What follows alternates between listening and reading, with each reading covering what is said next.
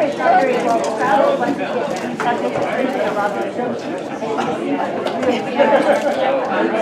morning. Let's go ahead and get started. Sorry about the start late here. Let's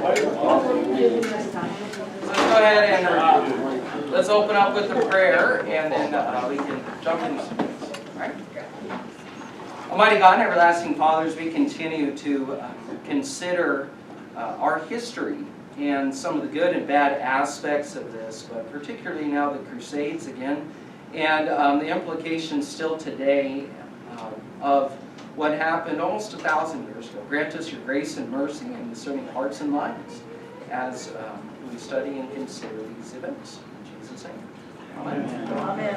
All right, so we got another video today. This one's a little bit longer. Like last week, we're speeding it up a little bit, so it sounds a little quicker, right?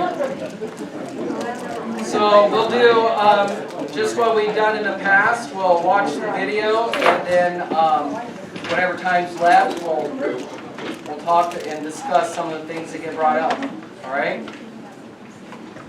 So, all right. Can everybody see? All right. I'll go turn off some of the lights.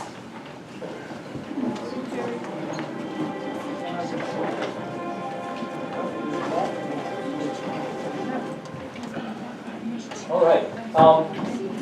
Second session in our study, Are We Still Fighting the Crusades? You should have a handout with the overview. And essentially, our topic this evening is the First Crusade, which, contrary, I think, to the expectations of a lot of people, proved to be wildly successful and actually captured Jerusalem, which led to the formation of a Latin kingdom in the Near East, and to other things like the formation of military orders that would have a profound effect, not just on the Crusades and history in that part of the world, but also in European history. And so we're talking about all of that tonight with a view then toward our future sessions, and thinking about why the Crusades are important, what their general impact on history is. We're going to begin, though, with a little bit of review of where we ended last time. And we talked about how Pope Urban II called for a crusade to recapture Jerusalem from the Muslims. And he did that at the Council of Clermont. Here's a fairly well-known manuscript illumination showing a part of Urban's preaching tour through France. This is when he dedicated the Abbey Church of Cluny, part of that tour. So I don't know how well you can see that, but Urban and his folks are on the left, and the Abbot of Cluny Hugh and his monks are on the right, and the altar with the large candles is between them. So this was a very well-planned out event. You might think about it as a kind of a presidential campaign almost, in a sense. That sort of thing. At Clermont, Urban, as I said, called for the crusade to the Holy Land. Now, here we have part of one account of Urban's sermon. We have a number of different accounts of what Urban said in his preaching for the crusade. None of them are word for word what he said. We really don't know exactly what he said. You get a general idea from some of these different accounts. This one is from Fulcher of Chartres, and to just read it here. Although, O sons of God, you have promised more firmly than ever to keep the peace among yourselves and to preserve the rights of the church, there remains still an important work for you to do. Freshly quickened by the divine correction, you must apply the strength of your righteousness to another matter which concerns you as well as God. For your brethren who live in the East are in urgent need of your help, and you must hasten to give them the aid which has often been promised them.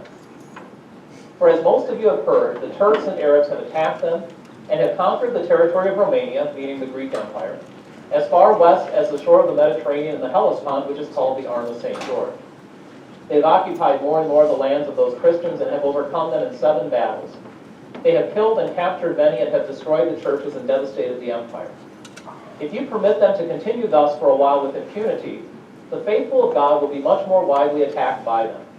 On this account, I, or rather the Lord, beseech you as Christ's heralds, to publish this everywhere, and to persuade all people of whatever rank, foot soldiers and knights, poor and rich, to carry aid promptly to those Christians, and to destroy that vile race from the lands of our friends. I say this to those who are present, it is meant also for those who are absent. Moreover, Christ commands it. A couple of significant things here. First of all, it's put in the context of the need to keep the peace in Europe. The first part of the selection I read. We talked last time about the peace of God movements and things like that. So they promised to keep the peace among themselves, but now here's another thing you can do, which is then cast in terms of aiding the Greek Empire, which is interesting because of the kind of ambivalence about the empire in the West. Remember, this is a time when there are rocky relationships between the churches. They both anathematize each other as of 1054. Now, nobody knows yet that that's going to be permanent, but nevertheless, appealing for aid to the Greeks may not fly very well in every quarter. And then finally, note the very last phrase, Christ commands it. And this comes through very clearly in Urban's speeches. I am asking, it's really not I asking you to do this, but I as the Pope, meaning Christ, is asking you to do this. We talked last time also about the indulgence for the crusade, which, in the same account of Urban's sermon, here's what he said. All who die by the way, whether by land or by sea or in battle against the pagans, shall have immediate remission of sins. This I grant them through the power of God with which I am invested. So it doesn't get much plainer than that. If you go on this crusade and you die, in any fashion, you have remission of sins. So it's a pretty powerful incentive for people to do this. And so not surprisingly, the result of this council and of Urban's preaching of the crusade was the formation of a number of crusader armies to go to the Near East, march toward Constantinople, with the ultimate goal of getting to the Holy Land. And this marks then the beginning of an entire movement of crusading that, again, as we said last time, it's almost hard to say exactly when it ends. Obviously begins here, but there's still people talking about the crusade in the 15th century, 16th century, and even later than that. Having said that, though, and now we're on the handout, these are the crusades that people generally take note of and number. Obviously, the First Crusade, which captures Jerusalem. There's a Second Crusade, which doesn't do much in terms of the Holy Land, but manages to help the Portuguese against the Muslims there.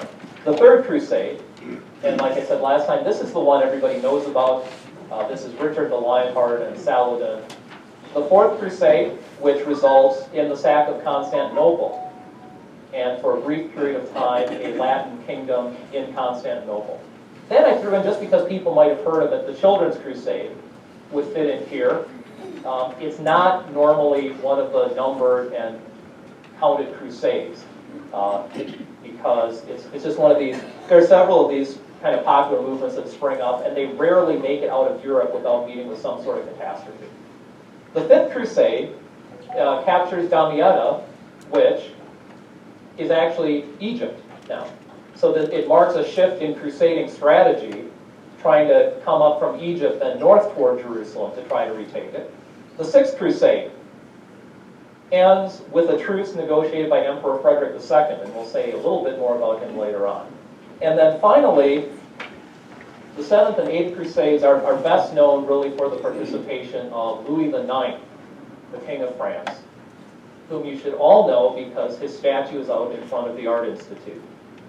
Tonight we're going to talk in a little Art bit of Institute detail in St. about Louis, and what St. Louis, and who St. Louis as is named this after. illustration Louis points out, although you can attribute various motives to these crusaders, and certainly when you look at individuals, the motives might be mixed.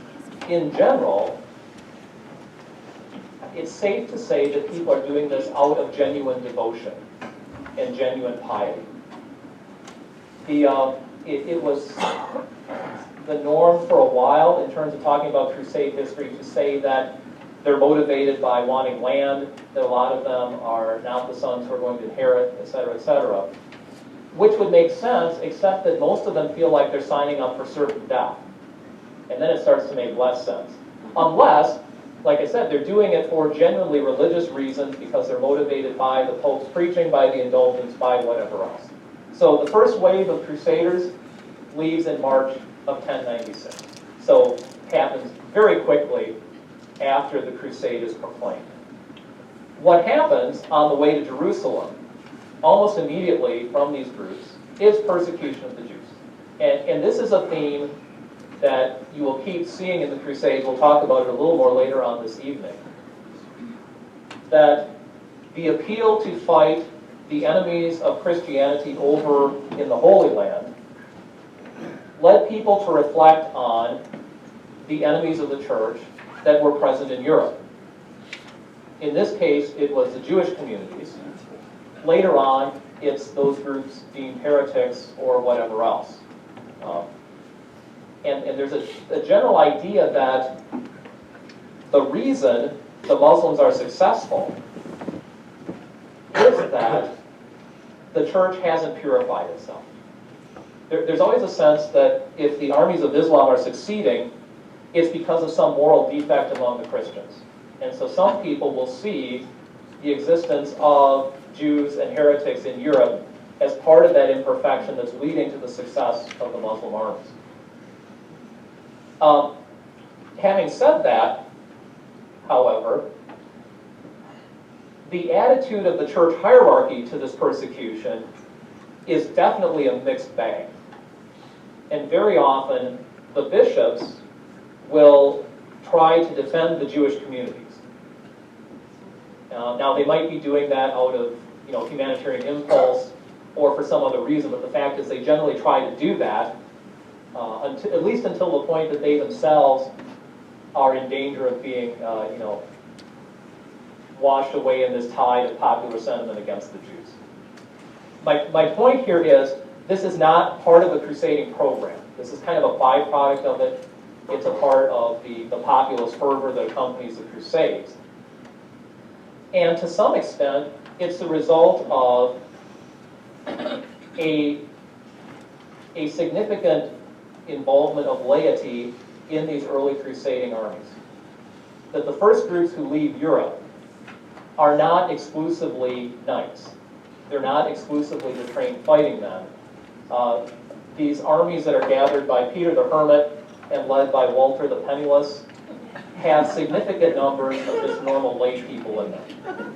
So you don't have, now I'm not going to say that your professional army wouldn't pillage, wouldn't persecute, things like that, but there's a marked lack of discipline among these early groups that go on. It's simply just very hard to control these people at times.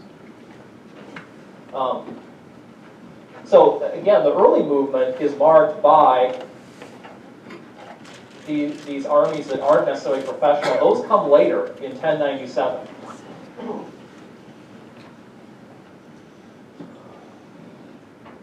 What happens to a lot of these early groups is as they move into Eastern Europe, into Hungary, they obviously need food and goods on the march, and they get that by what military people usually call foraging, which means they're stealing stuff from the surrounding countryside, which doesn't sit well with the rulers there. And so a lot of these people are dispersed and scattered long before they get anywhere near Constantinople. And the ranks of these armies are very much reduced as a result by the time they get to Constantinople. They do make it there eventually, but they're not nearly as numerous as when they set out. And as I said, then they're followed by the noble-led armies. So starting in Europe, marching through Eastern Europe toward Constantinople, occasionally persecuting Jews along the way, occasionally plundering along the way, meeting with some military setbacks along the way, the crusading armies finally get to the capital of the Greek Eastern Byzantine Empire. And the response from the emperor and from the Byzantines generally is mixed at best. Granted, they had asked for help against the Turks. In the wake of their defeats by the Muslim armies, they had sent to the West asking for help. This wasn't quite the sort of help they wanted. They really would have preferred cold hard cash and some professional fighting men. What they got was these large armies of fervent crusaders suddenly descending on their territory. And what do you do with them? What you don't do is let them into Constantinople. And we'll talk about that in a minute. But you see this in the Byzantine sources. One of the ones that people read quite frequently, use quite frequently, is from the emperor's daughter, Anna Komnena. She records her impressions of the Crusaders. And to her, they're barbarians. They're deceitful, they're ill-mannered, they simply are uncivilized people. And so you always have, in the sources we're looking at, this kind of dual image of the Crusaders, whether they're holy warriors or, as Anna Komnena would have it, deceitful barbarians. And which are they? You know, this is really the question that historians have struggled with as they look at the Crusades. Which are they really? Are these people, are they genuinely religious, going into war for what they think at least are good motives, or are they just people who are bent on fighting anybody who's available to fight and taking all the plunder they can get? And it's a question that's there already in the earliest accounts of the Crusades, and it's a question we're still dealing with today. You know, what were these people really? And in general, the pendulum is swinging back to, at least in their own eyes, they were primarily holy warriors. Now, that does not mean the Byzantine emperor saw them as that. And that's Alexius Comnenus is the emperor at this time. And as I said, you know, when you're confronted with this European rabble on your doorstep, you definitely don't let them into the city of Constantinople. The emperor had actually kind of intercepted the crusading armies already before they had reached Constantinople, tried to keep them from plundering by bringing them supplies, and just sort of hurried them through his territory with minimal damage. But there they are now, the gates of Constantinople. What do you do? What he does is to have the leaders come in for audiences with him, at which point he says, okay, you're here to recapture Jerusalem. I'm happy to help you do that. By the way, all the territory you happen to conquer comes back to me. It was mine initially, and so when you reconquer it, it becomes mine again. Now, the Crusaders are not entirely happy that, perhaps if the emperor was quite that blunt about it, okay? But they're willing to go along with it for a couple of reasons. First of all, they do need the help of the Byzantines. But second, and we'll see this as we talk about their first campaign here, if the emperor actually wants this territory, that's going to help them because their goal is to take Jerusalem. And if the emperor isn't willing to claim the territory that they conquer along the way, and they have to leave troops behind in every city they take on the way to Jerusalem to keep their supply lines intact, they won't have enough of an army left to take Jerusalem by the time they get there. So really this works out pretty well for everybody. And so they say, okay, fine, whatever territory we take belongs to you. This is going to become important later when we talk about Antioch. That's why I'm bringing it up now. Other thing to realize about the Byzantine emperor is that he is looking at this as much or more politically as religiously. He is interested in, like I said, reclaiming territory, but he also has to continue to live and rule in this part of the world. And so he's careful about who he makes his enemies here. For example, he warns the Muslims in Egypt, the Fatimids, that the Crusaders are there, because they're his allies. And he'd like to maintain peaceful and helpful relations with them. The Crusaders will do the same thing later on, by the way. One of the things they eventually figure out, the crusading armies and the crusading leaders, one of the things they finally figure out is that not all of these Muslims are the same. That this is actually a patchwork of different political units. Some are more dangerous than others. And the emperor already knows that. Like I said, he needs to live and rule in this part of the world. He doesn't want to make enemies of everybody over here by using these crusader armies. So, here's where they go from Constantinople. And you can see Constantinople is up there, and Jerusalem way over here. And these are the folks then that the Crusaders have come to defeat in battle in order to retake the Holy Land. Jerusalem is actually not on this map. It's farther down the coast. It's way at the bottom. But you might know, like I said, this is not a single territory under a single government. There are different groups here. Some of them are actually Christian. But the first enemy they're going to come up against are the Seljuks of Rome, the Seljuk Turks. They're the Seljuks of Rome, as in Rome, because they've conquered this territory from the Eastern Romans, from the Byzantine Empire. So these are the folks that they are going to end up fighting with first. The first Crusader battle against these Seljuks is the Siege of Nicaea. Say a little bit about that when we talk about siege warfare. After that, the next is Battle of Dorylaeum. Again, we'll talk about that later on a little bit. But their goal, and they do eventually make it, is to get down to Antioch. Antioch is the first big victory of the campaign of the First Crusade. And it's an interesting victory because it encapsulates a lot of what the Crusades are like. It combines rather brutal and haphazard siege warfare with a holy relic to inspire the troops. And you see this combination quite frequently during the Crusades.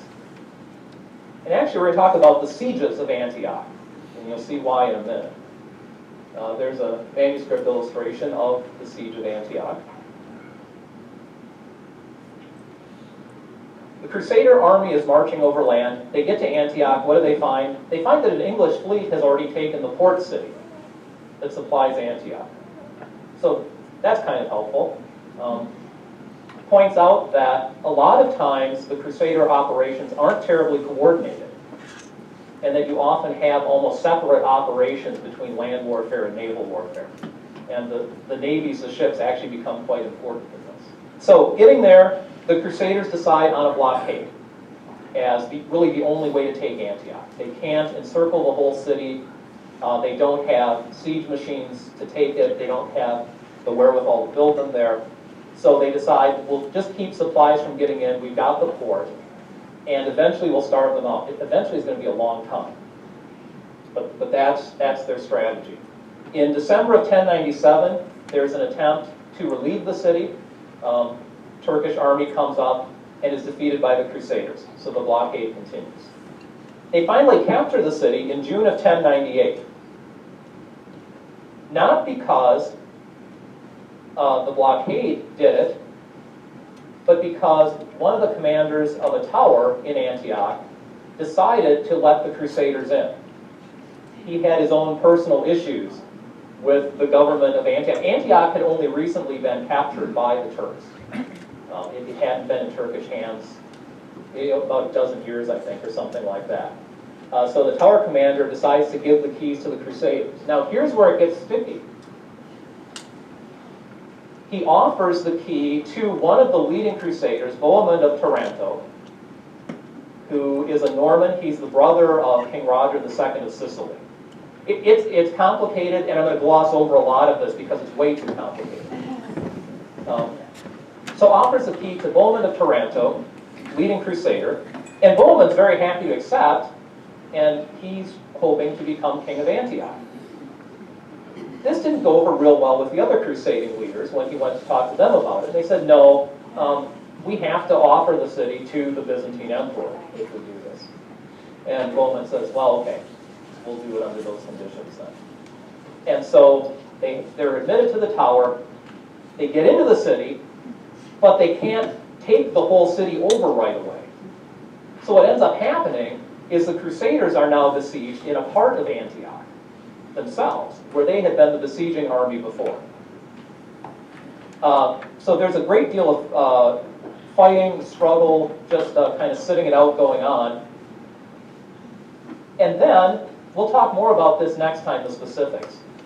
But they discovered in a church in Antioch the Holy Lance.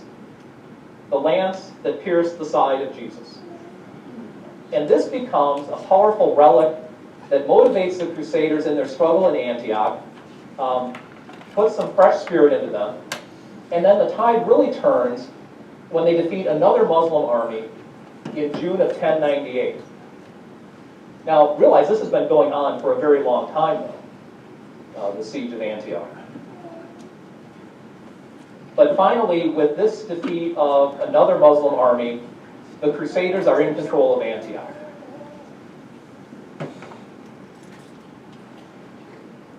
By the time the siege is over, all of the Crusade leaders have become disenchanted with the Byzantine emperor.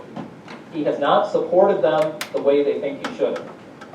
And so, they look at Antioch, they look at him as having failed to claim Antioch. It's sort of like, okay, here we have Antioch. If you can come get it in a couple weeks to a month, that's fine, you can have it. Otherwise, we'll keep it. Knowing that he won't be able to do that, essentially. So the Crusaders keep Antioch, and Bohemond does actually carve out a little kingdom now around Antioch. But the result of this battle then, as successful as it is for the Crusaders in taking the city, the result is they've weakened their alliance with Byzantium. They're disenchanted with the emperor. He is going to be less than happy with them for keeping control of Antioch rather than giving it back as part of his territory. The other thing that happens is there's dissension in the ranks of the Crusaders. Because now Bohemond just says, well, I'm happy here in Antioch. I've got what I came for. In this case, he probably did go, hoping to carve out a kingdom. Good luck to the rest of you going to Jerusalem. So it's really the beginning of what's going to become the Latin Kingdom, which is really a series of these principalities carved out by leading crusaders. It includes Jerusalem, but this kingdom, as we'll see, isn't always ruled successfully from Jerusalem as a unit. It's again, a collection of different principalities.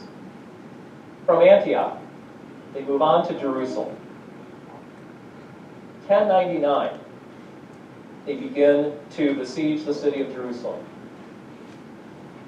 There's an initial assault, which is less than successful because they don't have material to build any sort of proper siege ladders, machines, towers, etc. Shortly after that, though, you have a Genoese fleet bringing material for siege towers. So you have the material now for warfare, and soon you get some added motivation. Just as in Antioch, you found the Holy Lance. Now, in July, one of the Crusaders has a vision of Bishop Adhemar of Lepuy.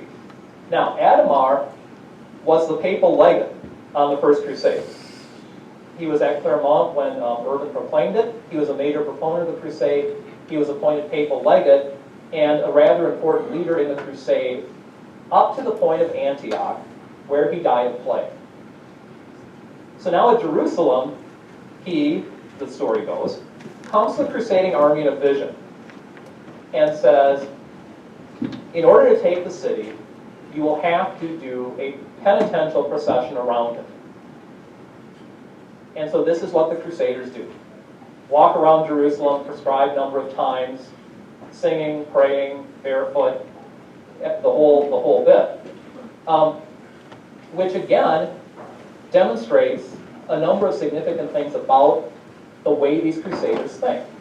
First of all, this is a penitential activity, and they believe that their disposition, their state before God is important. If they're going to take the city, it makes perfect sense to them that they will have to demonstrate their piety and demonstrate their penitence, which they do in this procession.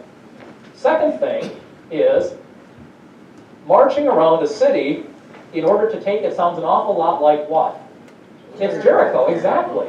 And this is not the only Old Testament model you see exercising influence in the Crusades, a really biblical model, I should say, but really Old Testament becomes very important for these folks.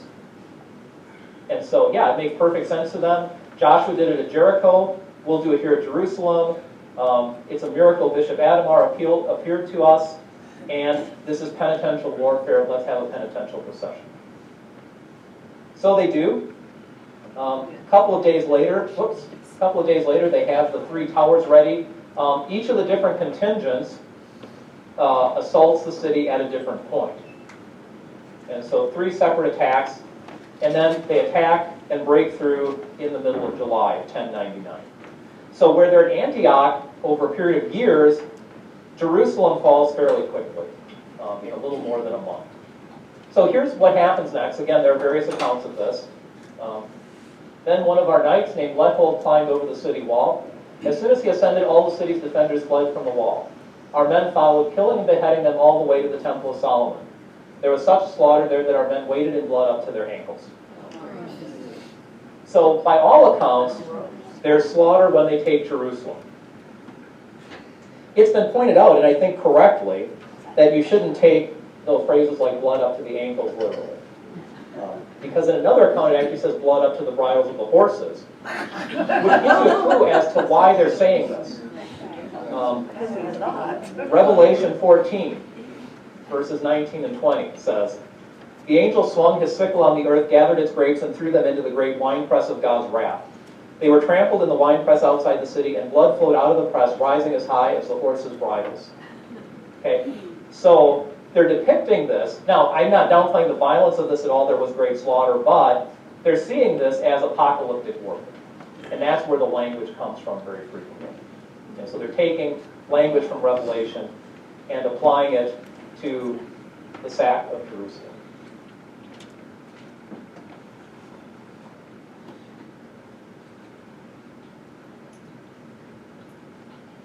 Pretty remarkable that the Pope can say, I've got this great idea, why don't we raise some armies and take them over the Holy Land and reconquer Jerusalem, and I'll give you all an indulgence. It sounded crazy, but it actually worked. And like I said, the First Crusade, kind of against all odds, was actually successful. So now, here the armies are in Jerusalem, they're in the Church of the Holy Sepulchre, they've taken the place over. Now what? The now what comes to be known as Outremer, French for beyond the sea, the Latin kingdom carved out of the Holy Land and adjacent territories. So you have much of this part of the world ruled now by crusaders and their descendants, for a little bit anyway, for a little bit. And you have a handout of this. This is the very complicated chart of the rulers of Jerusalem. And we will not talk about all of these people, but some of them are worth talking about. That the very first king of Jerusalem, chosen by the crusading armies, is Godfrey of Bouillon, the guy in the upper left corner of the screen there, who, once Bohemond had remained at Antioch. There's a few more minutes of this, and then we'll talk about some stuff. So he is the first king of Jerusalem. His brother succeeds him, and Baldwin I, Baldwin II. Baldwin II is the cousin of Baldwin I. Then, and this is why I want to show you this. This is kind of interesting. Women play a pretty important role here. in the succession. Melisende comes in there, ruling in her own right, along with her husband for a time. And then as regent for her children. And then we get to one of the more famous of these kings, and I'm skipping over some of this. Right here, Baldwin IV, maybe the most well-known of these kings of Jerusalem. He's known as the leper king because of the child he was diagnosed with leprosy. This illuminated capital here shows the moment when his tutor, William of Tyre, discovered the leprosy. And so he managed to rule in that condition for a number of years, finally succumbing to the disease in 1185. Then, we'll skip a little bit, but eventually you get to Guy of Lusignan here. Comes into the kingdom. He's the uncle of Baldwin V. And this is important for the Third Crusade. We'll say more about this next time. But there's a dispute over who the king of Jerusalem should be between Guy and another person we'll talk about. But this ends up dividing the French and the British crusading armies during the Third Crusade. So, you know, this is a huge soap opera. This isn't as neat and tidy as even this chart makes it out to be. There's an awful lot of intrigue and backstabbing and dirty dealing that goes along with this. And then eventually, when really already by the time of Guy, you know, the title King of Jerusalem is starting to become kind of meaningless because the Turks have recaptured Jerusalem. And so what are you actually king of? So by the time Emperor Frederick II is king of Jerusalem, it's almost kind of an honorific title. It really means very little. Just like you will continue to have a Latin patriarch of Jerusalem, you know, long after he's not even able to be in Jerusalem anymore. Frederick's an interesting character when it comes to crusading. He and the papacy were at odds for his entire reign. And he gets in trouble, first of all, among other things, he gets in trouble for saying he'll go on crusade and then not going. Then he gets in trouble for going on crusade when the Pope hasn't told him it's okay. And then when he negotiates a truce to end the crusade, everybody's mad at him. Because the goal of this thing isn't a truce, the goal of this thing is to kill Muslims. So he generally wasn't considered a very successful crusader. At any rate, this is what the kingdom looks like around 1135. The dark green there, the kingdom of Jerusalem, and you have this map in your packet. The county of Tripoli is another Christian territory. We talked about the Principality of Antioch, county of Edessa, Armenian Cilicia. So you have all of these crusader states clustered along the coastline of the Mediterranean. Between the Byzantine Empire and the Fatimids in Egypt, everything along the coast belongs to the Crusaders or their allies by this time. And then when we come back from break, we'll talk about how they begin to lose it all shortly after this map, about 50 years after this. All right. I'm going to email him again to see if he'll respond and we can get some of these slides that he's talking about. I think it'd be helpful. I don't see us pointing, like when you refer to... Yeah, you can't. Yeah. Well, there's lots of stuff you can't see because quality is just not there. Yeah. So that's kind of the first crusade, and some of the stuff that we talked about. As you can see, the whole thing's a mess, right? And as history often is, you know, you get different viewpoints and sides and justifications for different things. So the big things to remember really are that it was the Pope that called for this first crusade, right? That he issued an indulgence. If you die, your sins are all forgiven. Okay? So as they start to set out, you know, they're not setting out from one location. I mean, they're gathering momentum from different places as these leaders then will kind of gather more and more soldiers and go throughout Europe. They gain some, they lose some. As as he said, there's some professional soldiers, but there's also a large mob of just normal people. And a large part of this is the indulgence actually has a large part to play, especially in the life of the normal people. Because at this time, the Christian church was very, very much was really forgetting the gospel and what the forgiveness of sins means and how we have that. And so, you know, if you have your normal everyday farmer that's barely scraping by to do this kind of thing, and all he hears when he goes to church is you have to do this, this, and this in order to be saved, and the best you can hope for is purgatory. And then all of a sudden somebody comes around and says, you know, I kind of got a pass for you. You know, if you come with us, and you go, and even if you die, and you know, sometimes, and this is more in the later indulgences, you know, this will extend now to your family as well. Right? So you could say, well, I could stay here and barely support my family, but if I go out and I die, they're going to be better well taken care of than if I was alive. Right? And then they could get heaven too. So, I mean, you got a lot of that kind of stuff, which really, really wrapped up into this whole movement as well. Did these people have weapons, and if so, where did they get them? No. Did they have horses? No, I mean, the richer people did. And again, the idea of like knighthood and that kind of stuff, I mean, some of the professional soldiers certainly had better equipment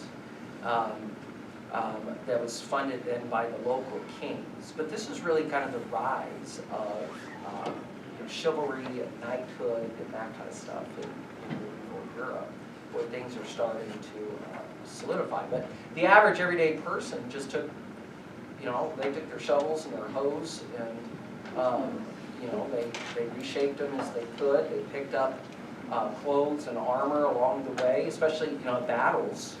If you win the battle, you survived, right? Yet, if somebody has a better pair of boots than you make them off the dead man, and you wear them yourself. The same with weapons and armor and all of that kind of stuff. So, Bill first. I was surprised the reference to the Jews and fighting with the Jews as part of this. Was this political or religious? Well, so it gets worse before it gets better. So this is just really the beginning of it. As you know, you kind of touched on this a little bit. There's this idea that the reason why, remember, 2/3 of the Christian world has now been conquered by Muslims. And this has been going on for 400 years. Right? And so there's very much an idea of this is God punishing us, right? We've fallen away. We haven't been as good as we ought to be, right? As holy, as pious. And so we need to cleanse ourselves, right? And the easy targets of that isn't to look, you know, where's the sin in my own life, but look at my neighbor who's not even a Christian, right? That's why, right? So you start to see us, and he touched on this a little bit, and one of the books I was reading kind of goes into this in a little more depth, but you know, a lot of it really is, you know, we've allowed, as Jesus talks about, the, you know, a little bit of leaven's the whole lump, right? We've allowed these non-Christians to survive, and they've got too much power, too much influence. You start to see, you don't see as much of this, but at the same time, you're starting to see a lot of the Jewish community get be really involved in the economics and the money aspect of things and banking and that kind of stuff, right? So we got to cleanse ourselves. We got to get rid of this stuff, and that's done more by the mob than by the professional soldiers. But it still kind of goes on. And it's kind of in waves, and again, it gets worse before it gets better. So, do you have something about Yeah, this? I mean, he just glances over it, right? But Asper, in his book, it goes into great detail. This is the first time you start seeing the argument that the Jews were the ones that killed Christ. Yeah. And Luther even started writing about it, to a point, and when you look at German history between 33 and 45, that's what the Germans then picked up on and used partially as a justification in like atrocities. But this is the first time when you see widespread atrocities against Jews. Right. Yeah. And it was brutal, I mean, they leveled the entire city, and they keep just put like Yeah. 2 sentences out there, and again, Right. but it was that Yeah. bad. You know? Yeah, and again, it gets, the First Crusade, it's not, it's just the starting, more the starting of this. By the time of the Third Crusade and stuff, there's been some of these others, and yeah, he does kind of gloss over this, there's other movements as well that don't actually get there, that they burn themselves out, but they cause havoc. I mean, all of Europe, mainland Europe, this isn't, it wreaks havoc all the way across. And then it contributes then to the rise as, this has kind of already been going on, but you're starting to get more, the idea of nation states, the very beginnings of this. So now you're like, I hate these French, because for the last 200 years, all these French guys have been coming through our property, stealing all of our food, raping our women, right? Killing our neighbors, and sometimes they're okay, but sometimes they're not. And so now you start to see that, these kinds of mentality that arise more and more, and it just kind of feeds off of it. You see where they use the account on the Passion of Christ where the leader said, may his blood be upon us, or Right. called for judgment on them for participating in his crucifixion. See where they try to use that to justify their actions. But what I see is when you're doing conquest, you have a history of that long before this. Oh, yeah. Alexander the Great, you have the Roman Empire. And what I see here is that military discipline and organization is not there anymore. And pretty much if you're going to win, you don't just go out there with your sword and start swinging it. You've got to have tactics. You've got to have, like they say, those machines of technology to conduct warfare, Navy, that kind of stuff. And this is not coalesced in any kind of a way to do it. It does become Eventually. right? But they learn that kind of stuff the hard way too. So you even see, they get to Antioch, and that's kind of a disaster, military wise and tactically the way to go about it. And then, do you guys think they really found the spear? No. Yeah, the spear Well, of actually, Longinus. Antioch was probably a good compromise for the kind of discipline they had. Okay, you stay outside the city and we'll starve them out, because if you go into battle, you're going to screw it all up. Right. So, by the way, there's four main places in Europe that say they have the spear. And Antioch is still one of them. Yeah, one's in, I want to say like in Armenia, one's Rome, Antioch, and I forget what the other ones. Venice. Or the so, probably wasn't really a spear, but this also shows, the influence that relics have.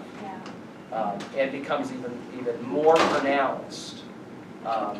These relics almost carry kind of semi-magical qualities to them, right? To people, but it ends up helping to focus people's fervor on something legible, right? And people use it for those things. Okay, almost done. They're offered justification, they're looking for justification, they're thinking of, how God acted in Jericho, and they're looking to replace that. So it makes sense that they're looking for reasons like, oh, yeah, we're doing the right thing. Yeah. Yeah. Very much. All right, so this was the longest out of all of this session. So the others will be a little bit shorter. Like I said too, I'll try emailing him again to see if I can't get his slides or notes on this stuff. And if I can, kind of pass them out, because there's a lot of information. Last thing. Yeah, it says when you read the book, and they did about the Crusades and Massacres, and he goes into great detail of how violent it was. Right. So during the sieges, what the Crusaders would do is they would drop off a dead body in the trenches around the city, and they has to learn the color and everything. So the defenders had to take them out at night. I mean, it's unbelievable, you think, the bloodshed. Yeah, warfare is pretty, well, back then, they kind of invented new ways of being nasty.